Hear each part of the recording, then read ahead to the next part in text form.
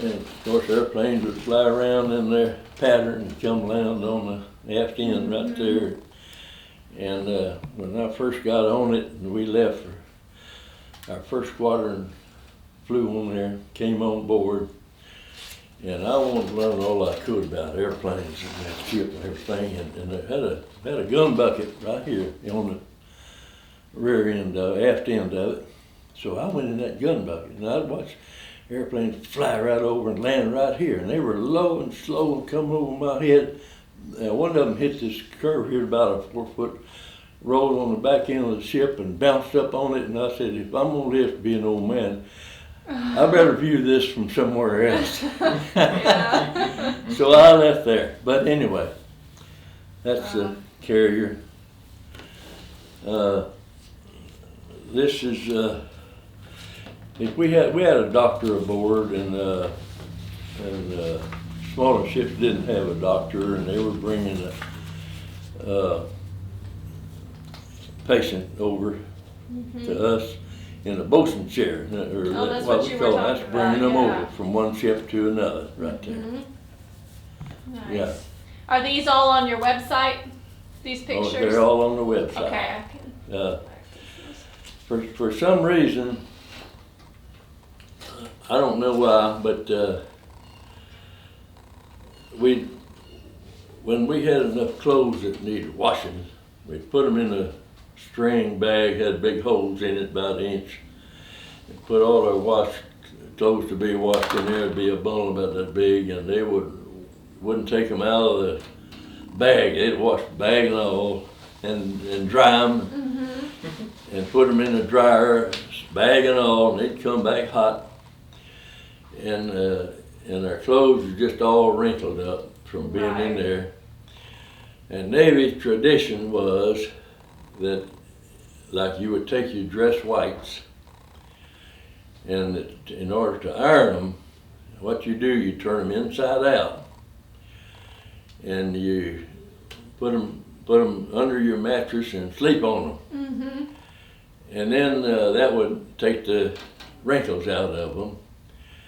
And then when you put them on, you'd have to turn them back right side up, and the crease, instead of being this way, the creases in Navy clothes are that way.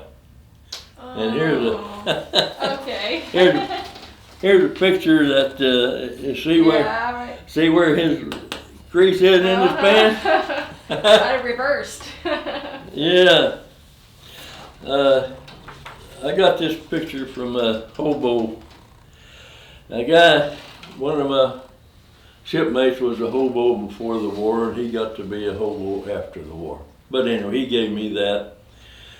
And they come up on a different ship, but they shot that airplane off, and a big hook that hooks onto the belly of them to shoot them off. It didn't come loose, and he hit the water, went down, hit the water, and it dragged him alongside. He's digging his way out there. He made it out. Yeah. This shows our flat deck with all our airplanes on it, and these were radar scopes on our F-6F Hellcats. Japanese didn't know we had radar, and if we picked up a Japanese coming in, a kamikaze toward a ship at night, we could vector our F-6F Hellcats around behind him, and that Hellcat had to get within a couple of miles of him, pick him up on his radar, and we'd go into radio silence, and those of us that were in the know knew what was going on. We'd run to the top, and we'd watch the fireworks out there when he'd close in on him, shoot him down. Japanese didn't know we were even around. Wow. I think we might have to do a Hellcat on that side of the building. Yeah. It's really not as well known as B-29. Oh yeah, sure. This is 40 millimeter. I'll show you one of their bullets in a minute. Okay. We had 24 anti-aircraft guns. Bring all that stuff beside my chair. Yep. Bring it down here.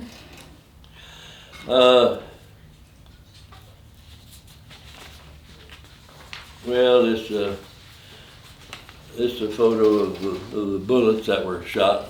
Bring all that stuff on the floor there. Wow. Bring that other whistle too, that thing. So this was shot at planes? This was all anti-aircraft stuff. Anti-aircraft. That's all it was good. We didn't bombard. I don't even think I've seen And this. then, when they were gonna take an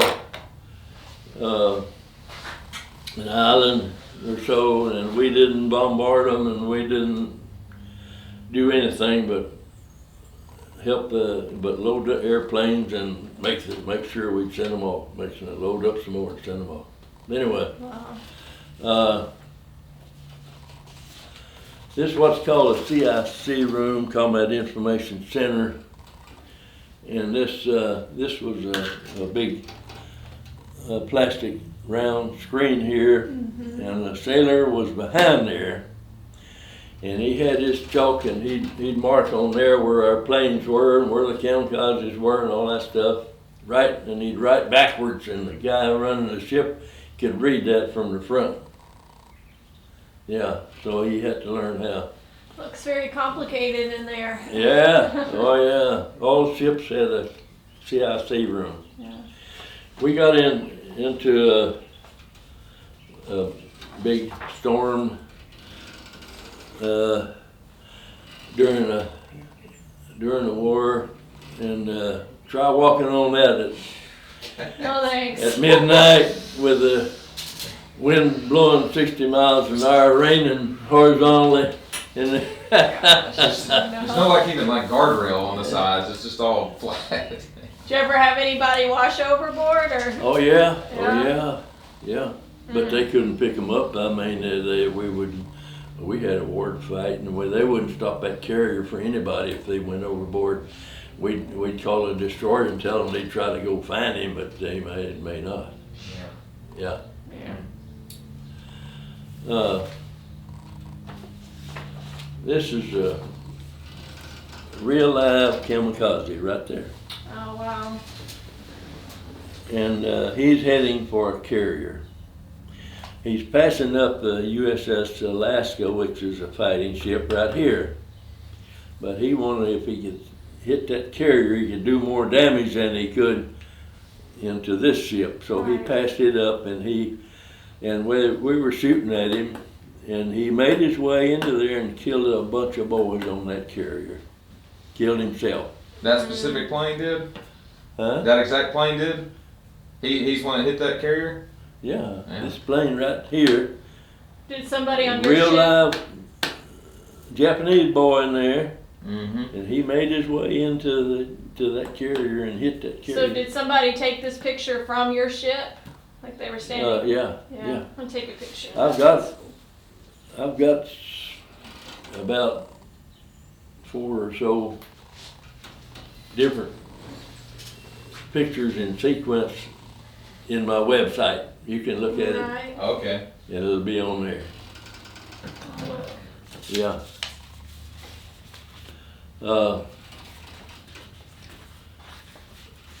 This one is burial at sea. And they blow this bosun pipe, we call it here. We're gonna get on with that in a little bit. And had all these boys standing out there, and this was when it took a torpedo at Tarawa, and there's a bunch of dead sailors right here. Mm-hmm. And they put a piece of plywood down first, and they'd wrap these boys in a white sheet. Then they'd wrap them up in a kind of a tarpaulin. We had little tarpaulins that they would wrap airplane engines with to keep salt water out of the airplane engines. And they'd wrap them in that, and they'd take this big flag and they laid it on top of all of them. And they had one man on each end, and captain and all said their prayers, did 21 gun salute, and said a few words, prayers, and they'd pick this flag up off of the top of them, like they're doing right now. And they grab hold of the end of that piece of plywood under there, and they had a bag of sand or a big shell or something on their feet, make sure they sunk. Mm-hmm. And that's what they're doing right here. They pick up that piece of plywood and they just slide off and plunk, and their family would never see any more of them. That's the end of them. But you can tell where they're picking up that plywood, right, this piece of plywood here, you can tell where it's on a fantail, and they just plop in the water and they're gone.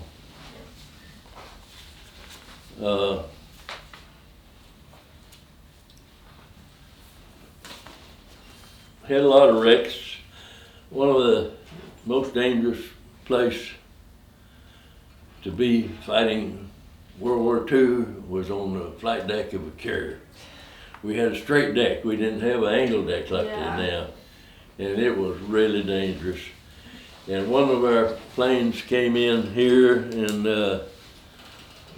landed and hit what they call the barrier cables, and it turned him upside down, and the tail of it ended up in the captain's chair. Captain wasn't in it, but and it had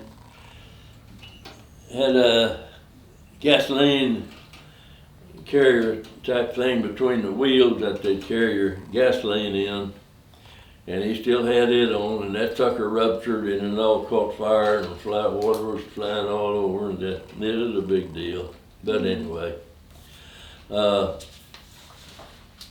a boy that was a pilot on our ship, was Butch O'Hare, and O'Hare Field is named after him in Chicago. Oh, wow. And that's Butch O'Hare there getting ready to go. Butch was a night fighter, and he knew a lot about night fighting, and he was teaching our pilots night fighting. So he stayed with us for a few months, and then they transferred him off onto another ship, bigger ship, and to teach those boys how to night fight. And he was up one night and had several of his other shipmates off the other carrier was alongside of him, and one of them saw his exhaust and thought it was the Japanese and shot him down, killed him. That's the best they know of that happened. You ever really looked up to those pilots though?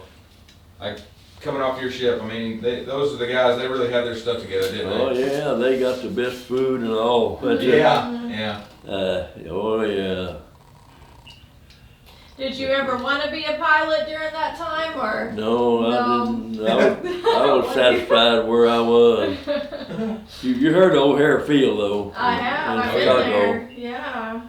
And my reunion group put 2 plaques about that in O'Hare Field, and I guess they're still up there. I don't know. This one here is on the USS Enterprise. If the weather and humidity and all is right, it made these circles as he would roll. Humidity. Wow. After my ship got into the A-bomb test, they set one A-bomb off above it, tore it all to pieces, but it didn't sink. Later on, they set another A-bomb off underwater at Bikini. You got it written down there. And it tore it up some more, and tore the whole thing up, and it didn't sink again. So they hooked to it, pulled it over to a little island called Kwajalein. I think that's where the B-29 left from to bring the A-bomb there to set it off. And they pulled it from there to Hawaii, pulled it from there to San Francisco Bay Area, Alameda or somewhere in the Bay Area, and they studied it, and they stayed there, I think, about 5 years, and they thought the thing might sink or something. They were afraid of it, and so they hooked to it and pulled it out to Howland Islands, put out some little islands out there about 30 miles west out in the Pacific from San Francisco, and sunk it. This is a photograph of it going down. It's in 2,700 feet of water out there, and I knew where it was. I had what's called a coordinates on it and all. And later in life, they were getting a high incidence of cancer in San Francisco, and they thought it might be coming from this ship out there in the waters swirling off of it and bringing it into the Bay Area and giving them cancer. And they knew that it was out there somewhere, didn't know exactly where it was, and they found my name on the website. And I said, yeah, I know where it is, and I gave them the coordinates to go find it. So they did, they went out there and found it, but no, that's the last I heard of it. It's still out there. What would they do with it if they pull it up? It would still be hot, Yeah. you know. Yeah. So I don't know. One more picture. During all my flying time, I had a little airplane tied out down here in the hangar, and a tornado hit it, and it blew it across, broke the rope, threw it across the street, and this is what it looked like. It's just for the fun of it. I'll show you that. And, yeah. Anyway, this is the biggest ship biggest 40 millimeter gun, biggest gun we had on the ship, and they were all anti-aircraft. We had 24 of them on the carrier. Some were together, but some were quad, 4 of them in one gun bucket, and some 2 in the gun bucket, and so on. And when they started firing those at a kamikaze, and we'd be at battle stations down in the bowels of that thing, and you'd hear it going off, and it would reach out a couple of miles, and you'd hear it explode and all, and wasn't too bad. But when we had some more shells half this size on there, were in the aircraft, and when they started going off, you know that kamikaze is close. You better start praying or hiding or something. Right. Yeah. These right here, what's called 50 caliber. Our airplanes had 3 guns in each wing that shot this right here. And they were in a group like this, only it was 27 feet long, and they'd wrap that all up and put it in the gun, in that gun, and wrap 27 feet up in that gun. Same thing the other one, both wings. And they would ask the pilot how close to a Jap would he want to get before he pulled the trigger. And he'd tell them, and they would focus these, all 6, to come in and converge at that point. Yeah, gunner's mate would take care of that. No. Let's call that 50 caliber. How did the saying come about when they would fire every bit of it at them? What would they say? Well, we had, They'd say give them the whole 9 yards? yeah, give them the whole 9 yards. Had a pilot come back and land on that ship, and he said, I gave him the whole 9 yards, and that's 27 feet, and that's where 9 yards came from. Wow. Yeah, I gave him the whole 9 yards. And he'd pull that trigger and give him the whole 9 yards, and his dadgum guns is so hot, he'd shoot all the riflings out of the barrel, and the old hot barrel would be twisted, and we'd take 6 barrels off, put more barrels on there, and send him back up. Yeah. Oh, I didn't know that. You took the whole barrel off and put a new one on there, huh? Yeah. Oh, okay. Yeah. We had barrels. We'd put a new barrel on there for him. Wow. Yeah. This is called a bosun pipe. If you ever watch TV and you hear him going, wee, now hear this. Man your battle stations. Now that's what this was. This is the bosun just like you got it written down there in bosun. They call it a pipe. And when you hear that, and they say, now hear this, you better listen because you're probably going to your battle station. Or that's a bosun. That's a bosun pipe. Okay. Yeah. Huh? Wow. Yeah. So that's about it again, unless you got questions. Oh yeah. Alright.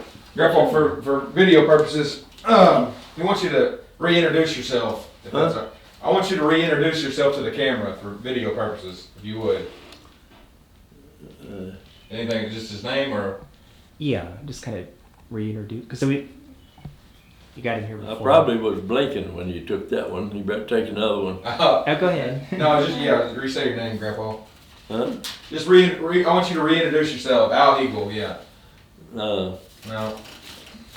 You wanted to see a picture of me Oh yeah. But no, Grandpa. when I was a sailor boy. There he is. There's one. Oh, yeah. Yeah. I see that. And here's one of me when I was a You were just a kid. sailor boy. 17 probably when those were 17. made. Maybe That's- 18 because it's 18 because I got 3 battle stars on there. Okay. Yeah. Do you have those pictures on the website, Grandpa? Hey, what? Do you have those pictures online on the website? I don't think so. No, your personal ones. Yeah. Okay. Let me get one of my books. It's just to show you. You can order a book off the website. Oh, really? Okay. I think I bought that. Let me get one of them. Because I met You did? the guy that wrote the book, I think. Yeah, It John. was John, whatever. Mm-hmm. Who is that? Was the guy at Bob's Grill one day, and Yeah. I ran into him. Really? He was Yeah. talking about stuff. I think Huh. it may have been because I had that It's a pretty big book. the It's drone book or something, and then Yeah. he was looking at that, and then he had that other book. Wow. pretty- Yeah. A lot of research. So maybe, Yeah. maybe you can get him to speak his name. Okay, I'll try. Yeah.